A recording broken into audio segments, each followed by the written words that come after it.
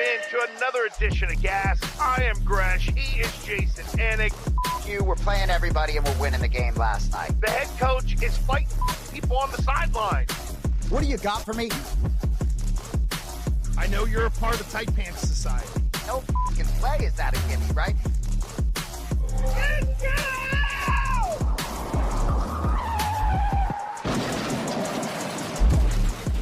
Well, happy April Fool's Day to everyone. Two fools, but no jokes here. Well, there'll be jokes, but we're not going to joke with you and toy with your emotions, everyone. Another edition of Gas, ladies and gentlemen. I am Gresh. He is Jason Anik, fresh from a nice trip to Mexico City with his brother and the great folks at the UFC. Jay, how you feeling? Eddie Montezuma's revenge. Are you okay on the insides? I survived. It's great to see you, and it's great to be back. You know, and I wasn't intending to go here, but when you went April Fool's Day and then you brought up the UFC, you forced me to tell you a story from, I believe, 2 years ago when John Anik, my brother, UFC commentator, called Bruce Buffer on speakerphone to mess with Buffer on April Fool's Day. Buffer had tried to get John to play poker recently, so John calls Bruce, and he's like, "Hey, Bruce, yeah, online poker last night just got me good. I'm down like 12 G's." And Buffer's like, $12,000? So anyway, it's on social media, but we talked about it with Buff this weekend as April Fool's Day was creeping. But no, Mexico treated me well. My stomach is fine. My brother and Joe Pfeiffer got a little shaken up. Joe Benavides got a little shaken up. But what I will say for me, right, John and I at one point ordered room service, and we ordered a chicken Caesar wrap and a hamburger, right? That is dicey, brother. So I started on the burger, and yeah, it was just okay for me, dog, but it didn't taste bad, right? So John eats, half the Caesar wrap. I get to the Caesar wrap. I take one bite, and I'm like, "Oh, that's not going to work," right? Lettuce, whatever it is, right?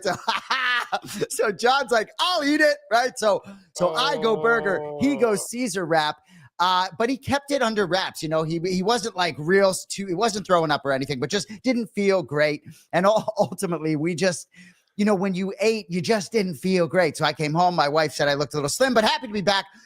It was a great atmosphere. The crowd was amazing. I could go on and on, but great to see you, buddy. Beard's looking good. Faces looking good. It always feels like too long. 1 week off between talking to you. Yeah, especially this week, brother, because we got the Final Four. The Red Sox got off to a start. So did Raffy Devers.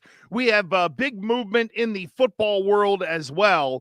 But there's a lot of things that the NFL is voting on that Jay and I are going to get to before the end of this show, because there's a lot of things happening in the NFL. I mean, the wussification of the NFL just continues, and we'll peel through it. But the one thing that I think Jay's gotten people excited in New England is the fact that Garrett Crochet will now be a Red Sox at least through the end of this decade. It's a $170 million deal. And for those who don't get into the Fruity Whip headache of how this all works in baseball, this was the most money given to a player with just over 4 years of experience. So there were some arbitration years that the Red Sox bought out. Honestly, Jay, first of all, it's a good move. I'm not going to criticize it. It's the perfect move for them, because they're going to a player early and saying, "Hey, you're not going to have to fight us in arbitration," where who knows, the Red Sox could get whacked as well. Let's agree to get along. Let's come up with a number. Let's lock it in now so we don't have to go through any of that ugliness like we've seen the Red Sox go through with other players. They took advantage of the opportunity that was there. And if you're Crochet, I guess you feel okay about it, that, you're getting $170 million. The opt-out comes in 2030. I just look at it this way, Jay. You got him until the end of the decade. Oh, my goodness. I love it. I think it was crucial when they traded for him for this to happen. It felt inevitable. I understand his service time, but I thought they were going to have to pay more, if I'm being honest with you. Dude's a horse. Happy to have him going tomorrow after this 1-4 start. And obviously getting this news this early, I like, because you see a lot of teams, whether it's the Blue Jays and the shit show with Vlad Guerrero Jr., he doesn't want it to continue during the season. Feels like he may don a Red Sox uniform at some point. But I really like Garrett Crochet. I like everything about him, and they need him if they're going to bounce back from this brutal 1-4 start. I know it's early, but yikes. Yeah, and there's the good news. The bad news is the Red Sox are off to a terrible start, and Raffy Devers, even I screwed up the numbers. I had to go back in and look at them this morning to make sure that they were updated. In 19 at-bats, this guy has 15 strikeouts. You and I could do that. Really. Like, I hate to say that, but it might be a little bit higher on the strikeouts, but I have never, so I've been in this racket for almost 30 years. I have never seen a player that is supposed to be good get off to a start like this. Well, and I feel as though you may have some things to say about his mental game. I look forward to watching him play again. Yesterday, I saw a price in Hard Rock Bet on Raffy Devers not to get a hit, under half a hit, plus 170. Pretty juicy plus number given what's transpired so far. Hope he gets out of it. I tell you, though, I think Alex Bregman is a special leader, and I'm hopeful. By the way, I think he ended both games, made the final out in both of the last two losses. Yep. Bregman, but I do think if Bregman, he may be the guy. I know there may be a language barrier, but to sort of be able to kind of loosen this guy up in a way, right? It is a ridiculously small sample size in a 162 game season. So I'm still optimistic. Alex Cora, I trust to maybe get in there and have some things to say. But yeah, I'd be lying to you if I don't think something's going on between the ears. Well, I think Raffy Devers mentally has always been soft. And I think when he got his big extension, it was a reaction from the Red Sox because they were getting beat up in the court of public opinion. So if you remember, it was at the beginning of a season a couple of years ago. Well, here's Raffy. We're extending him. Hey, everybody be happy about it. But yet there were people privately who were kind of like, oh, man, I don't know if this guy's the leader of your baseball team. And it's clear that he isn't. If this guy mentally cannot handle the fact that, Jay, all they're asking him to do is hit the ball. It's $33 million where they're saying you don't have to worry about fielding right now. Just go hit the ball. And he can't mentally wrap his head around that. Get out of here. This should be simple. David Ortiz would have been mad if you put him in the field. He was such a good DH. And now Devers is wilting. What's he got to do? Seriously, Jay, what's he going to do? By the way, Go out and make a couple errors to make himself feel better, and then he can hit again? Hilarious. Well, David Ortiz, when he did get out in the field, I love the way he flashed the leather, was really good at picking a baseball out of the dirt. I love David Ortiz. But no, I mean, Gresh, it's fascinating. You do a show once a week, right? A week ago, they hadn't played a game. Fast forward a week later, and it's doomsday. I just think the sample size is small. I thought for sure he was going to hit a meaningless home run yesterday when they were down big going into the ninth inning, something like that, right? That would have been more fitting. But I'm interested to see where it goes. I trust in Alex Cora. But there's, for me, it's just too small a sample size. But Cody was highlighting Tristan Cassis, right? He's not looking good either. So either way, there's a lot of fun to talk about in the other sports in Boston, football and basketball. So for me, the Red Sox are off today. Not going to get me chomping all day about this fucking team right now. Yeah, I mean, right now they are frustrating. And here's the thing. If you start out 1-9, you're almost dead in the division. I mean, really, they gotta figure out a way to turn this thing around and start hitting. And that was a great nugget that Cody put up there. 15 strikeouts for Tony Gwynn in 95 and almost 600 at-bats. I mean, that's just gross. Now, of course, you're comparing him to one of the greatest hitters that ever lived and one of the greatest fat athletes that ever lived as well, Tony Gwynn. Yeah, I love that. Is very true. Rest in peace. And I will say about Raffy Devers, though, he wasn't, correct me if I'm wrong, Gresh, he was never a ridiculously strikeout prone guy, right? I know we're talking about a small sample, right? But at times when he's been very successful, he's seen the ball very good, and his strikeout to walk ratio has not been horrible. I don't have the numbers in front of me. No, I do. I do. And since 27, since 2017. The high-end strikeouts for him came last year with 147 in 525 at-bats, but he's about a 270 hitter, and so it all kind of correlates. And wow, look at that, back to September of last year. Yeah, I mean, this is he's just in some kind of rut, and I don't think the whole third base DH thing really helped him. And this is where Devers is going to have to pull the nose up, and he's going to have to do it a lot on his own. I hear you on the face. Like, Alex Cora will make sure the guy won't wilt, but in a way, Bregman has been able to emerge. And maybe, as you mentioned, Jay, that's the thing to really keep in mind for the Red Sox. Maybe grab him a torpedo bat for Devers. Grab him a torpedo bat. See how that goes. What do you make of the torpedo bat craze that now everyone is caught on to? Well, I know there could be a lot of talk about the Bronx Bombers, but did you see what Ellie De La Cruz did last night? Oh, yeah, 4 for 5 with 2 bombs, and then Right, sat 2 down the bombs. press conference, and he was like, "Yeah, maybe this ain't so bad." Right. 7 RBIs for Tito Francona's horse. Gotta love it. I'm interested, right? To me, and we may get to the tush push later, and I guess I have to call it that, but, and the ruling today. But, to me, if you can't beat them, join them, right? So to me, if the Yankees are doing it, take a peek at it. For certain players, maybe it works, but the Yankees are still going to need to beat some teams in the postseason if they want to erase that 16-year championship drought. So in April, are they going to hit some home runs any season, no matter what sticks they're using? Yes. Well, and I think that some of the guys that are hitting these home runs too, like Bellinger's a pretty good player. There's some good players in there that are also hitting these home runs. I think like in the steroid era, Jay, there was the thought that you could take me or you or Cody, our producer, jam them full of steroids, give them a bat, and then in 3 months they can hit a baseball.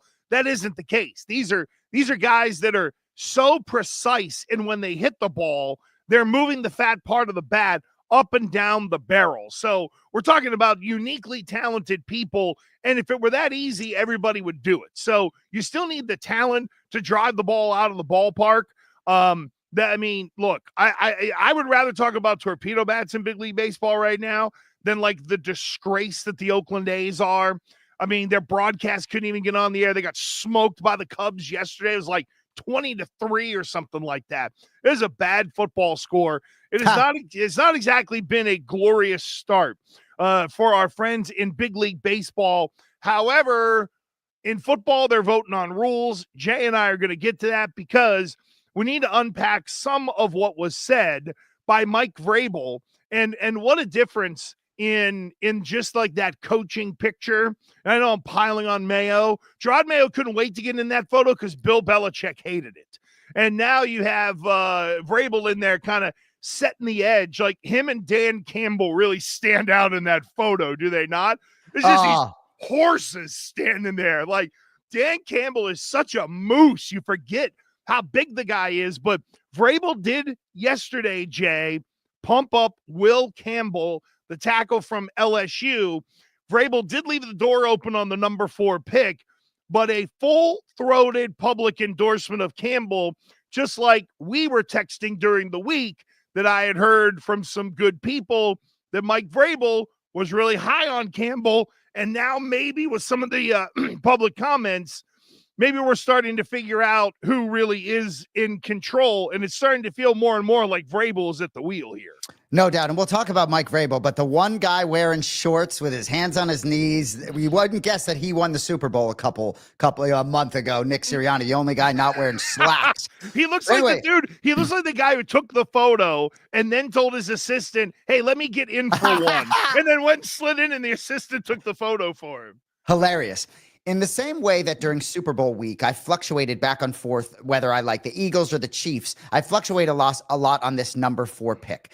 Gresh, you texted us earlier in the week some things that maybe were not public information about Ashton Genty, right? So if you had asked me 4 days ago, Zach Candido, UFC producer, my brother John, and I, we're all talking Ashton Genty getting excited, right? But Will Campbell, as of today, I'm excited about Will Campbell. They talk about this guy in an interview. No one's interviewed about this guy. I couldn't care less about his arms, whether it was Abdul Carter, Travis Hunter, whatever it may be. If Will Campbell's the guy that ends up walking through that door, I'm going to be thrilled. So I'd like to hear your thoughts on Campbell, but also maybe a little tickle on Genty for me. Well, I know that the Patriots like Ashton Genty a lot, but I think there kind of is a pecking order in New England right now. And I know Mike Giardi and some others have put some stuff out there. When you say pecking order, you mean in terms of the guys making decisions or the players? No. The players on the board. I think it's very clear that Vrabel and his new guy are the dudes that are in control. Giardi tweeted out some stuff from Little Elliott saying about Travis Hunter. See what the coaching staff thinks of him, and ultimately they would make the decision. New England Cable News' Mike Giardi. Love me some Mike Giardi. Go ahead. It is really, well, you're the one. It's amazing that little, and my brother too. Oh, well, I know. He trust me. Giardi tells it. Giardi needs to eat a goddamn sandwich is what he needs to do. He's looking lean these days? No, he's taller than you guys, but he's thinner than you. He's thin and spindly is what I always used to call the guys, but he actually played quarterback at like Tufts or something like that, or one of those schools or whatever. Yeah. Jardy's good people for most, but I think he's trash to me. You love talking smack. No, I love him, and that's why I'm calling him a gutter sniper trash. So maybe you do like me more than I think you do, because you talk smack to me sometimes. Oh, no. But the smack I talk to you is always just sports stuff. Like with Giardi, I'll like send him a text message and tell him that he looks awful or that he's doing a terrible job or something like that. So you tell him he looks skinny, and does he come back about how physically you look? Oh, yeah. He's had the low-hanging fruit for so many years. That's why I needle him in places like this. But in terms of Ashton Genty, I think the Patriots have the board like this. If Hunter's there, even though they need a tackle, they're taking Travis Hunter. I think he is the guy that if he's there, they run to go make the pick. If Hunter is gone and they're at number 4 and Will Campbell's on the board, and Armand Membo is still there, which he should be, and the Patriots want to move down a slot or two and still get their guy, I think it could end up working out for him okay. So I know the Shadir Sanders is starting to slide a little bit. There's some real open conjecture as to what Cleveland's going to do. They're sending indicators that Deshaun Watson's done. If that's the case, then maybe they are going quarterback at number 2 when it's all said and done. So, Jay, I think it's Travis Hunter, Will Campbell, and then if it gets down to it, it's a slide down. And maybe if Genty's there and some of the guys you like aren't, then you can end up taking him. But I don't think they love him enough to make him the number 4 pick. I do think Vrabel likes Campbell enough to make him the number 4 pick. Even if you're not a New England Patriots fan sitting at 4, maybe you're a Jaguars fan sitting at 5, or Raiders, Jets, any of these other teams, Giants. I want to know if you agree with this. I feel like this year more than ever, Cam Ward very likely to be number 1, but starting at 2, right? It's going to be like, like for 2, 3, 4, for everybody, regardless of which team you're a fan of, right? And what I will say, Tim Hasselbeck gave out a comp, I don't know, on Shedeur Sanders, and his comp was Andy Dalton. And so your thoughts on that? No, I don't see that. I think maybe not in terms of apples to apples, but more in terms of his level of, Andy Dalton did achieve some things in this league, but maybe not a now I get it. Like so player, but maybe if you're giving Andy Dalton a score 1 to 10, maybe he's a 6.8 all time. So you feel me? Yeah, no, he would be under solid starter or high level backup type. I got you now. But for me, if I am the Browns or I am the Giants, I am taking a dive on Shedeur Sanders. I think I said it on the program yesterday. And regardless of what happens with the Patriots, if you're one of those teams, don't you take a shot on Deion's kid, regardless of what he's super accurate. I understand maybe not a runner, but don't you take that bait. Abdul Carter, is he that much of a franchise changing player that you must have Abdul Carter over taking a chance on a QB? Yeah, I think if you're Cleveland, it's a tricky spot because if you draft quarterback, you could be drafting for the next people who are the general manager and the head coach. Is that what it always comes down to, is that argument? Gosh, it's so, I don't mean that in a negative way toward you, but you're so right. And gosh, that's fucked. It is. It sucks. Hey, look in Atlanta right now. Do you think old man Arthur Blank is sitting around on that yacht saying, boy, I'm really glad I invested in all of the people who rallied around each other to not have Bill Belichick come in because Bill would have fired all of them. And some of those people, I think some would argue, made a brilliant move in drafting Michael Penix Jr. when they did, despite the criticism at the time. Yeah, I'm not so sure about that. I know, I'm with you. I think that's waste. That was waste, man. You rolled the dice and the old man kept you in the job, and then you drafted a quarterback for the guy that might replace you. It just doesn't. No, I hear you. Sorry. Yeah, I interrupted. But look, let's not forget that Mason Graham, the D tackle, is in the middle of all of this. And right now, I'm looking at 2 different boards, and both of these websites that I'm on have Mason Graham as the 3rd best player in the draft, at least by rankings. And it's interesting because it goes Hunter, Carter, Graham, Genty, and one that I'm looking at. The quarterbacks don't even show up until number 8 or number 9 in terms of the listing. So if you invert that, and the guys that are 8, 9 are going 1, 2, now we're talking. So really, a lot of people, Jay, say the draft starts with Cleveland. To me, the draft starts with the Giants, because if both quarterbacks are off the board, what are the Giants then going to do? Are they going Hunter or are they going Carter?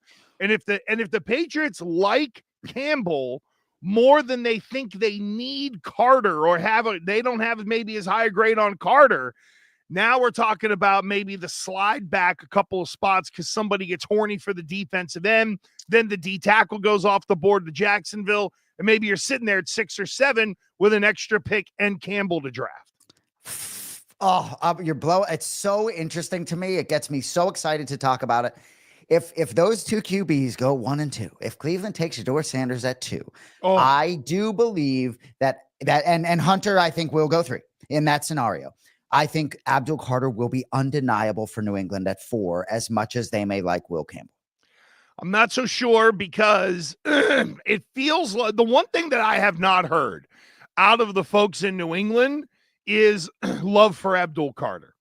That's the one thing I haven't heard. Now, it doesn't mean they don't. I'm not saying that they don't like the guy, but I think it is very interesting that I've heard things out of there about Hunter. I've heard things out of there about Genty, Will Campbell. Armand Membo is rising up boards. I think there could be a battle even in the New England war room over Membo or Campbell, which could also end up leading to maybe a trade down a little bit. But I haven't heard anything from anybody about Abdul Carter. And I just look at the way they built themselves in free agency. And if there's one place they've loaded up, it's on what I would call a front 5, where you can have some of those outside backers that can walk up and step up and play on the line of scrimmage. Because of that, I just am not getting any kind of feels about Carter whatsoever. Now, I will say this, Jay, if the Patriots feel like a trade could be coming and they don't want Carter, and there's a chance he could be there, I expect them to start putting the good mouth on him pretty quickly so that they can increase some trade value with that number 4 pick. Well put. And Christian Barmore in the news, returning from a blood clot, last season, missed the first 10 games, then played 4, but had a recurrence of some symptoms. So that's a big component, right? 42 million guaranteed. I think it was close to, so that's an interesting component there. His relative health. I mean, I think that's a sort of going to be a question mark either way come draft night, but gosh, this is fascinating. And I'm sure Cody in the back room is just as excited as I am right now. Oh, no question. And he should be. And I know it's a big news day. But hey, sorry. I got to interrupt you. Did you hear so Mike Vrabel was on with Mike Florio, and Florio was like, all the free agent signings, what's your favorite one? And he's like, the next one. That's his answer. The next one. I love it. And it wasn't just, it's not hyperbole. He doesn't have this canned. He truly means it. He's more excited about whatever other guy's going to walk into the room and be just captivated by the man and leader that Mike Vrabel is. And they actually believe that you can envision Mike Vrabel. You can envision the manifestation of the guy hoisting a trophy. He is that gifted a leader. Every word out of his mouth. I love the way he treats people. Go ahead. No, he's great. And I'm sure Florio hit him with the hard-hitting question right afterwards of the, who's that going to be? So that's what an enterprising reporter would ask, but I won't crap on him because I know I'm a big, Gresh I'm a big meanie. Gresh would have probably irked, not been afraid to ask the tough question and be critical. I love my man AG3. I'm not a Felger fan, but he kind of got on Vrabel's nerves a little bit, asking him some questions earlier, or I think it might have been yesterday or whatever. So I'll sign up for that. We've got rules to get to in the NFL, but we'd be remiss if we didn't talk about our Celtics because, Jay, when you and I started doing this show, Celtics season was just getting going. But you and I said at the very beginning, listen, we know the C's are going to be there. They're the hottest team in town right now. They've got bona fide superstars. They went through all the ownership stuff, and that's at least part of it is out of the way. But the Celtics beat Memphis last night, 117-103 in Memphis with no Jaylen Brown to wrap up the franchise's first ever 6-0 road trip. They are peaking at the right time. Porzingis looks really good. Derek White is now the all-time single-season three-point record holder for the Celtics. When a player like Derek White is setting franchise records, you know you are on a roll offensively. Unbelievable. And I think some of those records obviously have a lot to do with how the game has changed. I think Adam Silver pushed out a tweet April Fool's Day that he's adding a 4-point shot. But the Boston Celtics, and we talk about the leadership, whether it's Alex Cora for the Red Sox, Joe Mazzulla for the Celtics, right? I can't overstate this, right? A 6-0 road trip has almost everything to do with him. But I just want to start with last night. So the Celtics are down 7 after 1, and they're just the hungrier team out there, despite having raised a banner, right? So Drew Holiday, right? Like, he makes me so calm as a fan that guy's out there. It's got to be so annoying for the other team, the dick kick that is Drew Holiday, right? Is that like, what is he, the sixth or seventh guy on this just elite team, right? So, and he's going for his 3rd ring, by the way. Correct. So Al Horford last night, 26 points, about to turn 39 beginning of June, right? Porzingis plus 29. The difference last night, about plus minus, Porzingis on the floor. He is so unique. I watched a highlight package of him back with the Knicks. He is so elite, and pairing him with this team, Jaylen Brown is my favorite Celtic. And I don't think it's out of the realm of the possibility that this team could actually contend for a title without even a guy like that. That might sound crazy. I'm just pointing to how deep and how good this team is. I think, you could talk about peaking at the right time, whatever it may be. I am so looking forward to watching them accomplish this, right? My brother's gotten to know Joe Mazzulla. He talks about winning another one and then going to a few USC fights. I believe him. I think that Joe Mazzulla, I said it last week, if they are going to hoist a second one in a row, which is so difficult, I don't know if a team's gone back-to-back since the Lakers did it in 9 and 10. Forgive me if I'm making a mistake there, but Joe Mazzulla is going to do it. I'm so bullish on the Celtics right now, and usually I don't take that tone as a Boston fan. Yeah, it's hard to allow yourself to dive into the pool, right? Even with the Red Sox we were talking about earlier, it's like you can be excited and then you're like, the pool water looks a little dirty. No, it's been clean and clear all year long for the Celtics. And look, to win the East now, they're minus 130, I do believe that says, as my old eyes are stretching there. OKC, we know they're playing well. Here's the thing, Jay. A lot of people were wondering, how come the Celtics aren't close to the number 1 seed? Do you know the Cavs are 60-15 and the Celtics are 56-19?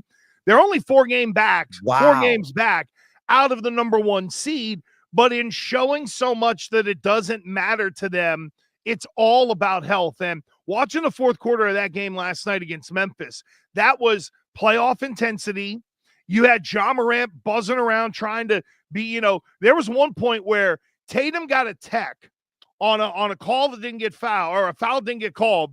And then you had JT woofing at the ref, and Ja's standing there saying to the ref, you're going to let him do that to you? You're going to let him talk to you that way?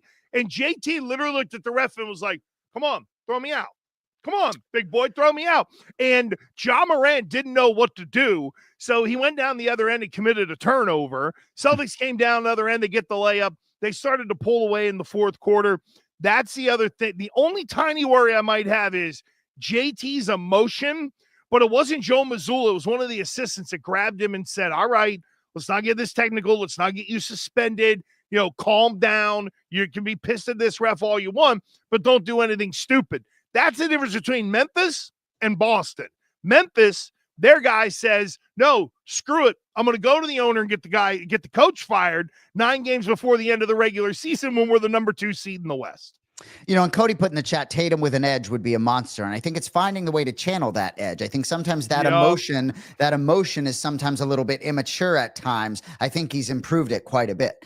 But I got to go back to Joe Mazzulla. I just have to do it, right? I loved Brad Stevens as a coach, but I think there were moments where he didn't have the pulse of the team. I think Ime Udoka is one of the best coaches in the NBA. I was devastated to lose him as the coach, and I think he has the pulse. But I think Joe Mazzulla, you could argue, is a little bit of a combo platter of the both. I think he always has that presence and that leadership, and I think that is the reason that even with an injury, I just think he's going to get them to that right place. And in terms of the 1 seed, if they actually get the 1 seed, it's going to be a bigger problem for Cleveland. But to your point, right? It's like, gosh, man, I like their chances more to go up 2-0 if they start in Cleveland than in Boston. I hate to say it. No, but this is where Golden State was a couple of years ago. Hey, we don't need to be number 1 seed. We just need to be healthy and playing well. Porzingis end-to-end last night as the rim protector. I think he had 2 blocks in the 4th quarter. And one of them was let me reach around and use all 7'2" that I have to not commit the foul, but end up making the block. And a lot of people look at Tatum and Brown, but the luxury of Tatum and Brown is that it allows guys, and Jay, great point on Holiday, but it allows Holiday and Porzingis to just be dudes. Yes. Just go blend in. You know, I don't Absolutely. need you guys to be the stars. I need you to be the blenders, and in that role, the pressure is really off of them, because while the ball might come to them for a final shot, those guys are also ready for it. They've been in those moments, and if they don't get it, it's going to Brown or Tatum, and no one's complaining if those guys are taking the shots at the end of games. Absolutely. And from a Cleveland Cavaliers standpoint, keep talking to me about Evan Mobley, right? But if a healthy Porzingis neutralizes him in more ways than one, and Darius Garland, like the bodies the Celtics have to throw at guys on the defensive end. You can talk about Luka Doncic and his deficiency on the defensive end. I understand, you got guys like Peyton Pritchard that could maybe get attacked, and exposed in certain playoffs spots. But the Celtics are the best team in the NBA, and it's up to them to be the best team throughout the postseason. And you can be sure Joe Mazzulla and all the guys in that locker room want to be better than they were last year. Philadelphia Eagles want to be better than they just were a month ago next time they come around next February. And I love it that guys like Peyton Pritchard, Sam Hauser, and Luke Cornett don't even come up in discussion. Until you mention Pritchard, you don't even really think about him. But if that's your eighth guy coming off the bench, or if you're in an offensive slump, here comes the microwave Vinnie Johnson in the form of Peyton Pritchard, right?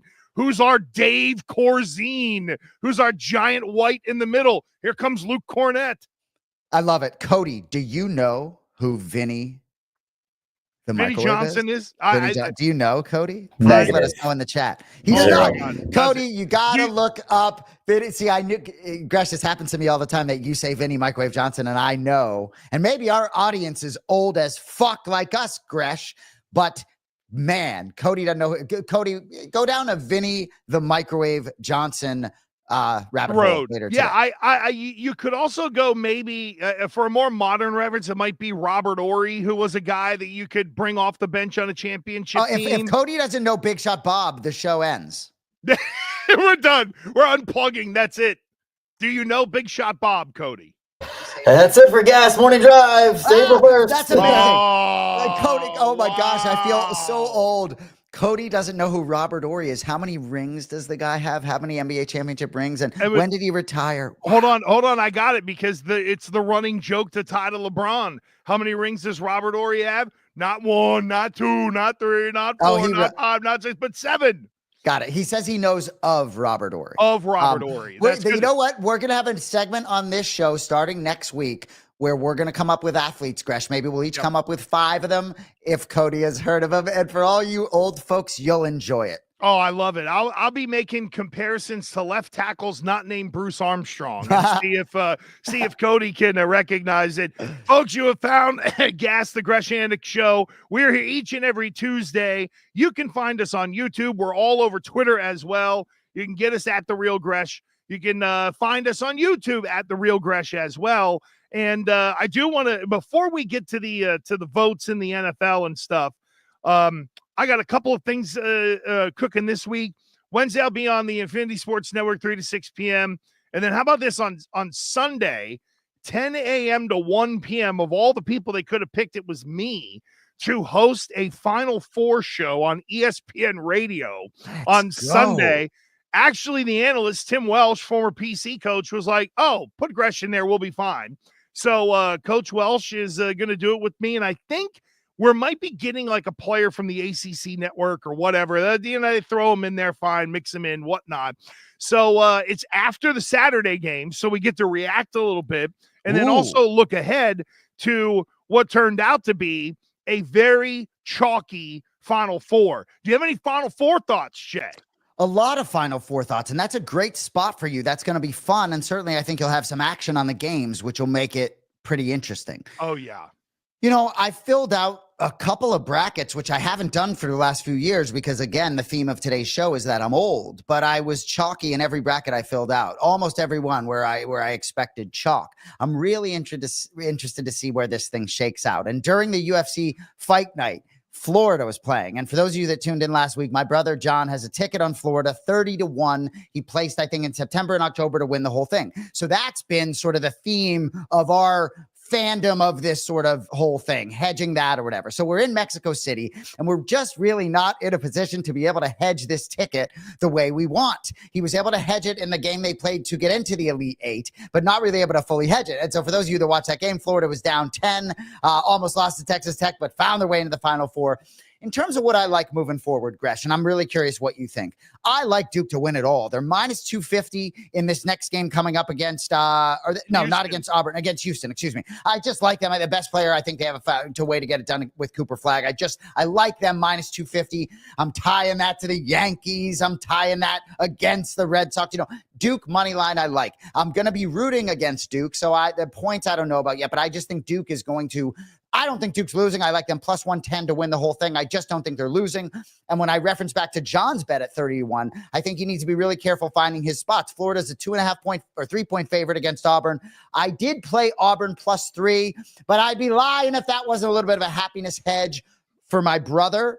So, Duke and Auburn, I think maybe I would lean that way because Florida has been down. They were down to UConn. They came back down to Texas Tech. I don't know how many times you can do that over and over again, but I think the Blue Devils are cutting down the nets. Yeah, I was down on Duke going into the tournament, honestly, Jay, because I thought that Cooper Flagg was going to need, an extra 2 weeks maybe to look like Cooper Flagg. And in reality, it doesn't look like the guy even rolled his ankle in the ACC tournament. He has been fantastic and on another level. And I have Houston going all the way.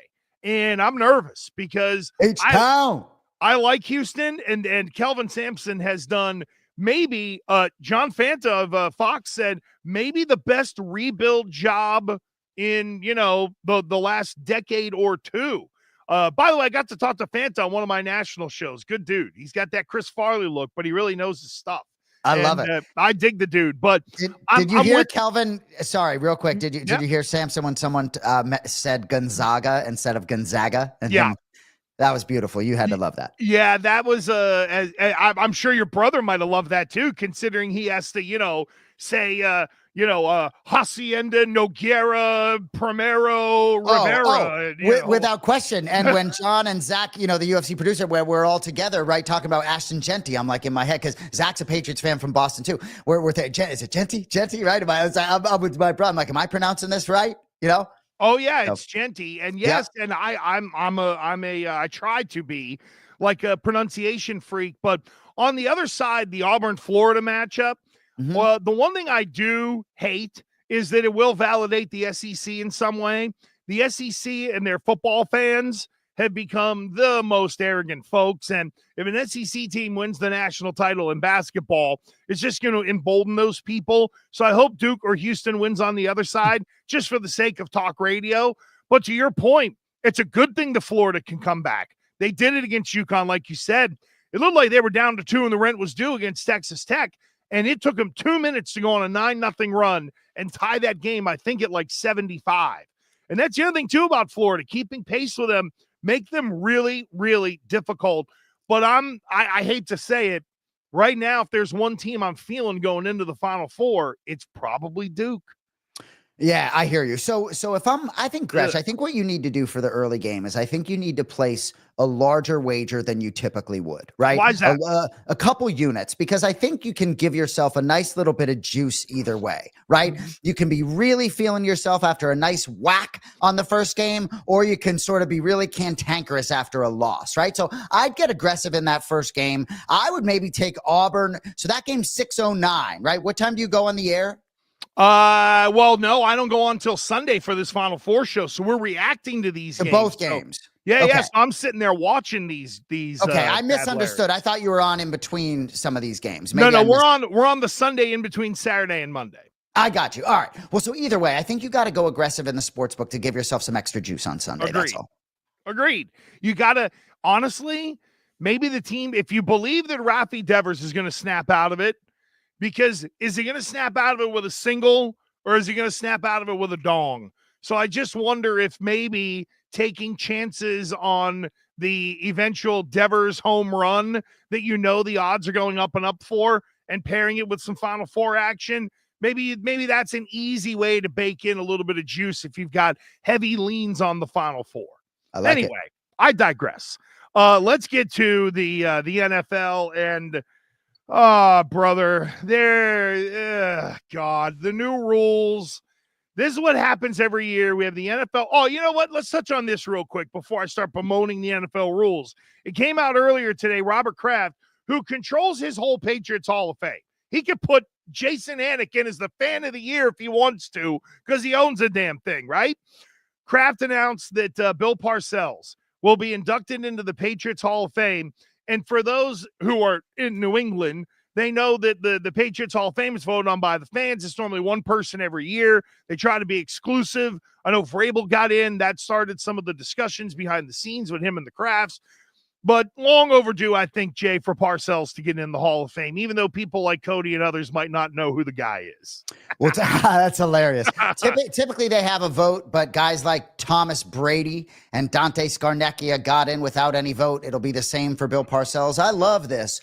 He really, I think, is a hugely underrated part of everything that we benefited from as fans. You know, he flipped the whole script. He took them to the Super Bowl, even though they lost. And had he won that Super Bowl in 97, I think he would be revered in a different way. So I love all of this.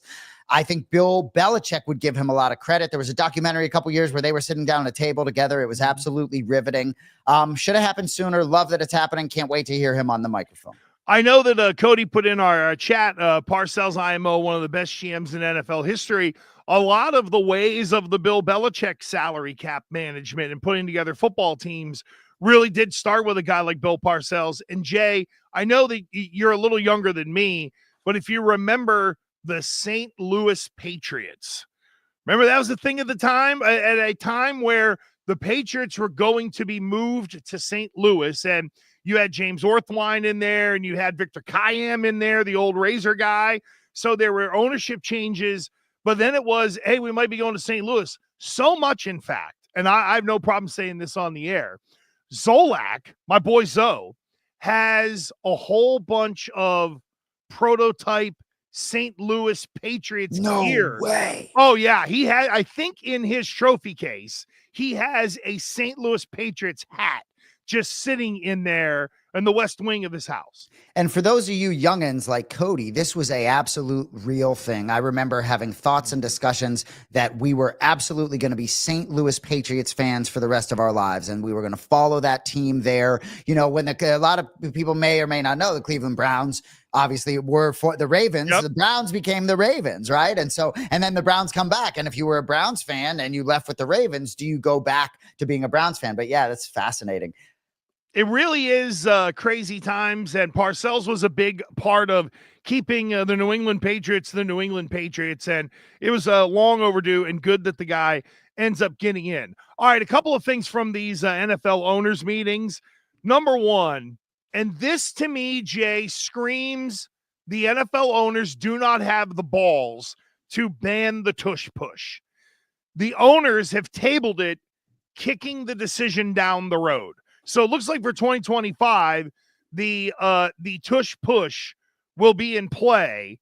I never really expected the NFL owners to wipe the play off the planet. However, I expected them to vote on it. And the fact that they're tabling it means they don't know what to do, or they're not following their instincts on what they think they should do. So there's a lot sort of to this conversation. But just to sort of go back in 2006, right?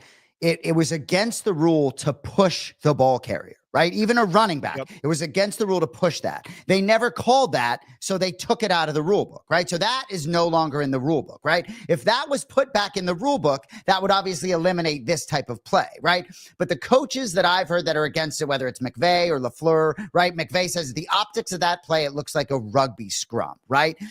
But at the same time, McVay doesn't want to be a hater. And if you can't perform that play like the Philadelphia Eagles, that's your issue, whether it's the personnel, the execution, the calling of that play, whatever it may be. But I do agree. I don't love the optics of that play, and sort of pushing another guy. It doesn't really feel like football to me, right? But I'm not on the side of it that says, oh, let's get rid of it, because the Eagles are executing it.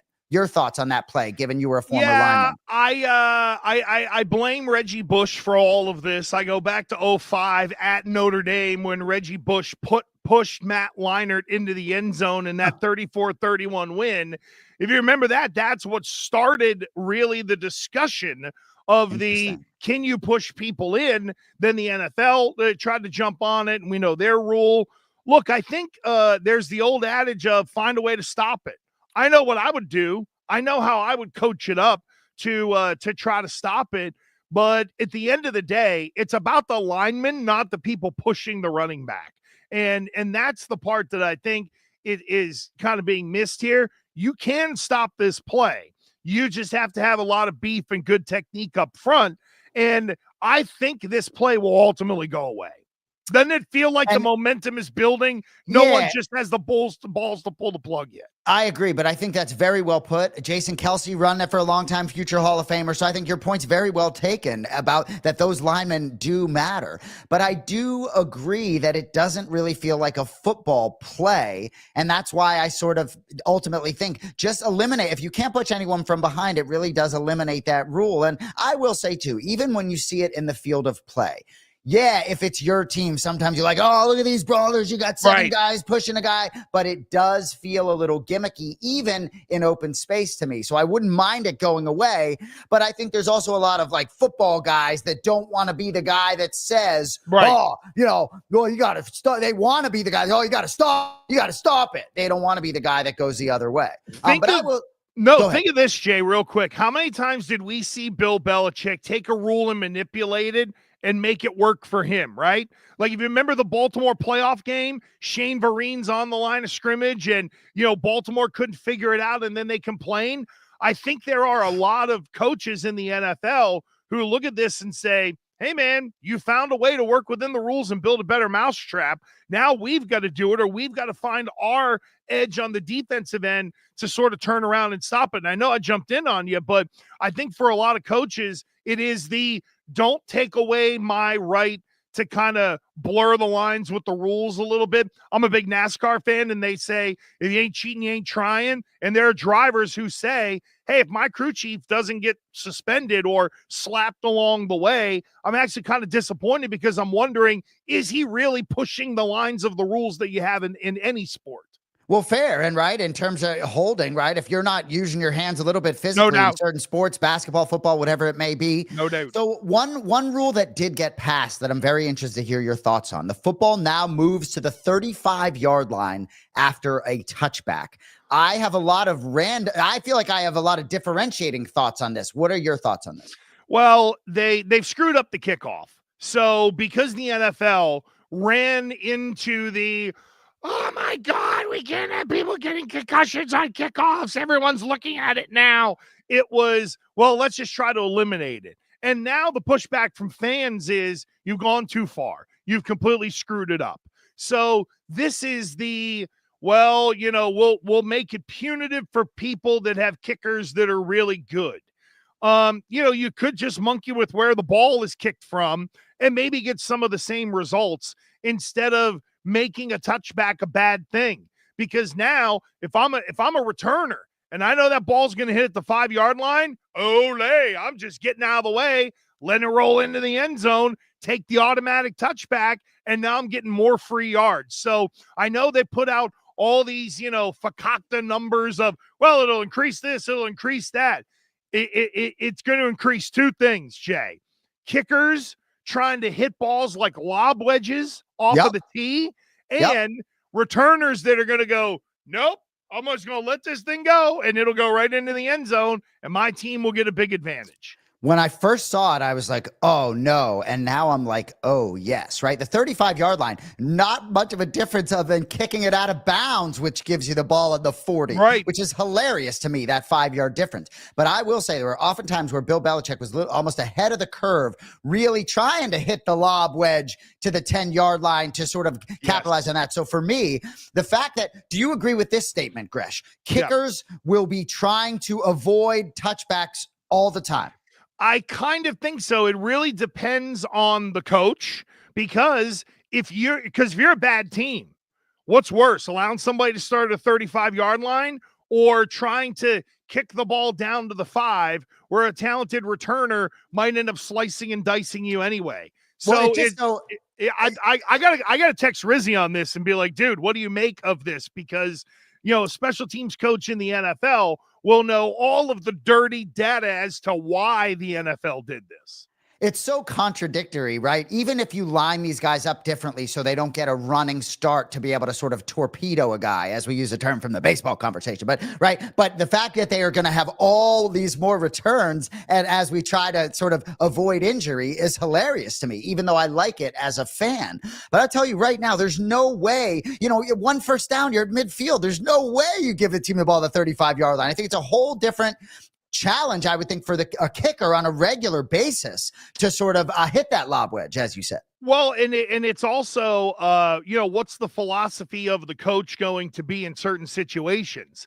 Because if say you're in a close game because your offense hasn't been great, but you're up, say 16-10, where a touchdown could kill you, but the other team ain't doing F all or nothing on offense. Well, fine. Maybe I will kick that thing out of bounds and live to just fight from there, knowing that the field goal doesn't kill you. I think what this does, Shay, it forces coaches to have to think about scoring and how an end of game is ultimately going to play out.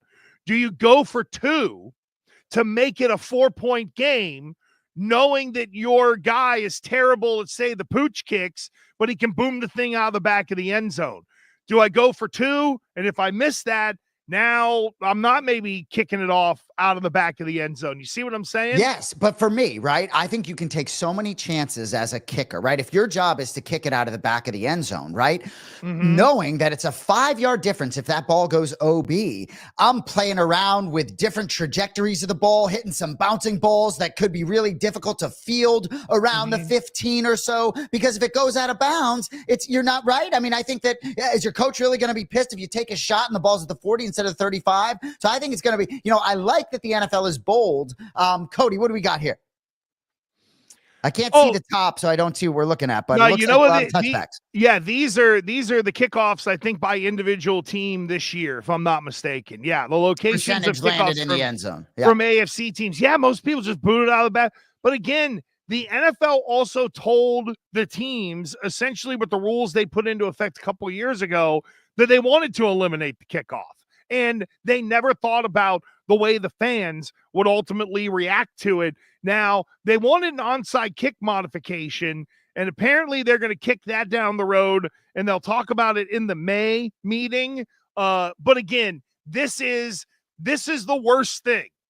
Now, I'm not talking about this particular 35-yard line rule, Jay, but in the last 5 years, the NFL has had a lot of things go their way and go right. The one thing they've done is they've completely screwed up kickoffs because instead of educating people on concussions, they thought it was easier to just say, well, let's wipe this dangerous play out of the game. And it doesn't work. It hurt the game. And I don't know if you've seen this yet, dude, but the UFL, they're using the spot the ball technology, and it is fantastic. I love it. It's amazing. Here's another thing that the UFL is doing too, that the NFL should adopt. You want to increase scoring, do what they're doing on the extra points, and you can have a 1, a 2, or a 3-point play. Wow. After a touchdown. Now, I think it's like the 5. I want to say the 3-point play is from the 10, and then the 2-point play is from the 5. And then if you want to run a 1-point play, it's like a traditional 2-point conversion in the NFL. Yeah. So, and if you're asking me if I want the NFL to do that, it's like a fucking clown show. No, if it ain't broke, don't fix it, which is how I feel with most of the NFL. But I want to ask you, it's coming. You know what's coming? That will happen by 2030, and the 4-point field goal is coming. The 4-point shot in the 4-point field goal. The 4-point field goal will be coming to the NFL soon enough. Mark my words. Interesting.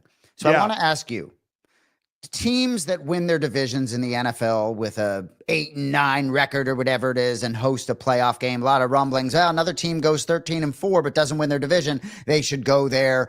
Don't you agree? That's a long conversation, but I just want your thoughts quickly. Don't you feel as though unless something changes with the schedule, the division winner should still host a postseason game, given that you're not really playing the teams in your conference necessarily? Go ahead. quickly. Divisions need to matter. End of story. Yeah. Okay. We're on the same page there. So I want to just circle back to the Red Sox real quickly.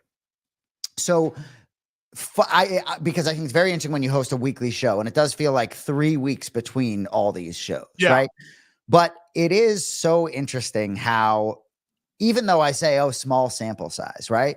I'd be lying to you if I think this isn't a really sort of great footage there, sort of a fumbling start. And John and I have talked so often about April, and you've made some points even earlier about how important these games are, right? If you have a good April, you can sort of coast for 4 or 5 months and still be in the picture. But 1-4, to your point, if that doesn't quickly get back to 500, I think April is so important, and I used to not feel that way. So while it's only 5 games, I think they need to get it right quickly. Your thoughts overall on sort of what you've seen in Boston?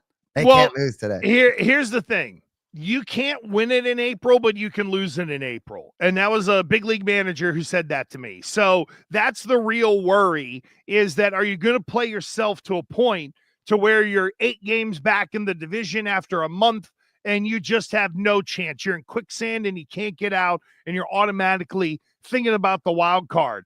But you know what? What's really interesting, I know Cody is cherry picking some of the tweets that are out there, but this is the Red Sox reality right now. And I hate to say that for them, but it is people mocking them, making fun of them. You asked me, I think it was 2 weeks ago, are you feeling the, hey, here we go, it's Red Sox, are you feeling it? And I was kind of like, I don't know. And now this has been the, oh boy, this is interesting in another way, because if they only win 7 games this month, it's done. It is done. No chance to win the very well is walking out that door after 1 year too. Good point. Good. It's an excellent point that there are people who can get up and walk out the door. So we're going to learn a lot about Raffy Devers individually, but we'll also learn about the makeup of this team as well. Jay, there was a reason there was so much talk around the Youngs who stayed on the roster and the Youngs who went to Worcester, because I think a lot of people see that there are going to be some pages that need to be turned. And I know the guy came up earlier, Tristan Casas is going to be one of those guys. He ain't going, I don't think he's going to be around here for very long. And that's somebody that I think they're going to move on from. And maybe that's the way to settle Devers down a little bit. I know he didn't want to make the switch, but again, I referenced him earlier. That's where you call Poppy and say, listen, I know you're getting married for the 13th time or whatever, but can you help me out and talk this guy off the ledge a little bit and maybe get him to realize first base ain't a bad way for him to go? Absolutely. Too bad Cassius is shit in the bed too, because I'd love to see, he got to add some knocks, maybe make himself a little more attractive on the market. Oh, he's a wackadoo. Yeah, you said that. Casas just doesn't. He I don't know. To me, a guy like Tristan Casas doesn't get it yet, and he's one of those dudes where I just I don't know if he ever will. So one more thing I want to ask you before we get out of here, please. Jimmy Haslam, owner of Browns, quote talking about Deshaun Watson. We took a big swing and missed with Deshaun. We thought we had the quarterback. We didn't, and we gave up a lot of draft picks to get him. So we've got to dig ourselves out of that hole. It was an entire organizational decision, and it ends with D. Haslam, his wife, and me, the co-owner. And I. So hold us accountable. So I know we talked about the draft a little bit earlier, but I like that they came out and were brutally honest about this. And got 2 more years, $46 million each year. That doesn't feel all right. Great. 60% of the way through. It is what it is. I think for sure you take Shedeur and you make Deshaun Watson collect that $46 million and sit right behind him. It just is what it is. Years fall off the calendar. Go ahead. Well, there's 3 things that stand out to me. Number one is I do think Watson is kind of cooked. He's going to work his way back because he's going to try to earn his money. But if you're the Browns, you need to turn the page. If I'm D. Haslam, I'm telling Jimmy, don't push your shit on me, buddy. This was your call. Like they always do that all the time with the whole, well, it ends with me and, spouse number 3 or whatever in the world it is, right? But this was Jimmy Haslam's call, and everybody knew it, and everybody, when he wanted to make dopey owner syndrome. Jay, I think I've run through this with you, have I not? Dopey owner syndrome, just quickly. Whenever you're somebody who gets your hands on a team for the first time, you're a dopey owner and you make dopey owner mistakes. Hence, dopey owner syndrome, because Jimmy Haslam, I get to drive the bus now. What do I do? Go spend a bunch of first-round picks and hire a guy who can't keep his wang in his pants. So, like, people make mistakes like that. David Tepper screwed it up in Carolina twice already under his watch. It's just what these guys do. And I love this. When Jimmy says to hold him and D accountable, how exactly do we get to do that? That's the thing. It's funny. If you give up your seat in an NFL game, there's another ass waiting to jump in those 18 inches. So did you watch any of the UFC Fight Night? I did, friend. I did. I watched a lot of it. A little bit of a late arriving crowd, I thought. Early fights didn't pack them in, but boy, when they got there, golly, they got there in a big way. And Brandon Moreno is just one of the best fighters I've ever seen. And I know that he's in a division that I think is starting to kind of get forgotten by some fans. I think, Jay, I got 2 young fans in my house, and I know they like the bigger guys more than the smaller guys, but they put on a hell of a fight. You know, Usyk, that fight was a little slow for me. I didn't think Usyk was as aggressive as I thought he would be, but there's just something about Brandon Moreno where, you know, he looks like the kid that you're going to connect with on a Zoom to play video games with. And he goes in there and goes 25 minutes and handles business. It's pretty amazing. Yeah, I think you put it well in terms of Usyk's lack of aggression. Felt like he was sparring out there. I felt like he had a lot of windows where shots were getting through, but he wasn't following through with any of his strikes, trying to trying to kill the other man. You know what I mean? You're in there, fight to the kill. You know, Kenny Florian, Dominic Cruz, these guys talk about being in there to kill the other man, not helping the guy off the ground, and not, a little too happy after a loss for some of the guys competing Saturday night. But it was fun. That Mexican crowd really made it feel big. DC made a great point. He said he felt like the crowd almost was better than the fight in a way. You know, they almost did more than the fights deserved. So I thought that was an interesting way to put it. But it was a fun night. I always love traveling, being on the road, had some great tacos. It was a good time, Andrew. Dude, that's the video that I saw and I wanted to ask you about. It was you and John in DC going to what was that, on the side of a road or something? Taqueria Orinco would be where that place is unbelievable. Best meal I had there. The chicharron was unbelievable. The taco pastor, just unbelievable stuff. It was great. It was fun. I didn't even realize DC was taking that video, but DC was fun in Mexico City. You can be sure we had a good time. It was the videos were good. I know that you all were digging in on the tacos. You see the line here, though. That's what I put out there. Dude's holding up the line. DC's asking people in the line what's best, and this place is like the spot. And it opened at 1 o'clock. We're out there at 12:45. At 12:58, DC's like trying to get the chain. He's like, hello. So he was all business, but he's making everybody laugh. It was fun. That looks pretty cool, I gotta say. And you're just there watching all of this tomfoolery going on. Did you go behind the counter to get a photo? Well, the restaurant's sort of in the back, so I was like waiting for these guys, almost to the point where I was like about to go apologize to all these other people in line, because sometimes these guys sort of running their own show. But what I will say, and I know we're going a little over here, John and DC have spent so much time together over the years. And so when they're doing this, a fight night, right? It's really interesting because it's not a pay-per-view. John had nothing on his calendar on Friday because it was all in Spanish. All these press conferences were in Spanish. So we had a great time just being able to go out and do things. And then they get on the broadcast, right? And I missed it on camera and I wish I had it, right? But literally within 30 seconds on broadcast, they're reaching across Laura Sanko, like dapping each other up. You know what I mean? So it's a very unique feel. At one point, DC comes over after doing a hit and I'm just sitting there and he's like, I'm so good at this. I'm just so good at this. Talking about broadcasting, right? So it was really fun to it felt very different sort of being in a fight night. They all had a little bit more time and the fight start at 2 o'clock local time. So it's not this little thing. Here's John talking about 15 fighters, 30 fighters, right? But anyway, it was fun. Spent some time with Buff. It was a good time. That's pretty cool. By the way, Buff's jacket was fire that night. That red jacket, dude. Oh, no pun intended. And nothing like watching Buffer warm up. Nothing like it. 67 years old. Oh, the whole like stretching and stuff like that. And we see him like whenever. I don't think he loves when I post that on Instagram, but that's his gig. You know? Well, he get mad at me too, because I've done the same thing. When we went to UFC 300, the guy was practically doing jumping jacks in the damn octagon trying to get ready. So I like zoomed in and tweeted in on him on the whole, I think the first fight come out, and he's like dancing to the music outside the ring and stuff like that. Yeah. It was wild. So Buff puts himself out there and then turns around and yells at you. I'll be the Larjo to stand right behind you and tell Buff, no way. Look at that. Back up against the cage, Buff. Get it. Yeah. He's got to get those groins stretched out. Oh, no question about it. But it was a good time. You know, it was crazy. We're running outside at altitude. That was nuts. You know, you literally like after a few minutes, you just, you know, you're 7,500 feet above altitude. So John like dusted me the first day on the treadmill. I'm like, what is going on here? Like, and then we go outside and it was a different story, but it was fun.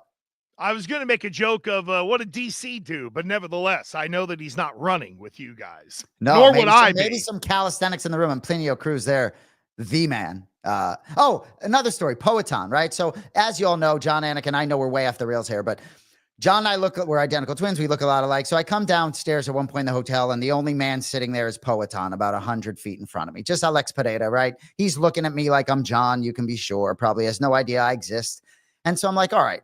So I just sort of walk down the stairs, and I'm like, you know what? No, I'm going to go talk to Poeton, right? I know we don't speak the same language. I'm going to go talk to Alex Pereira, right? So I go up to him, you know, hug. I tell him it's an honor, right? We give a hug. I think he recognizes it. You can be sure I'm not trying to take a picture. Then we do another hug, fist bump. Shama.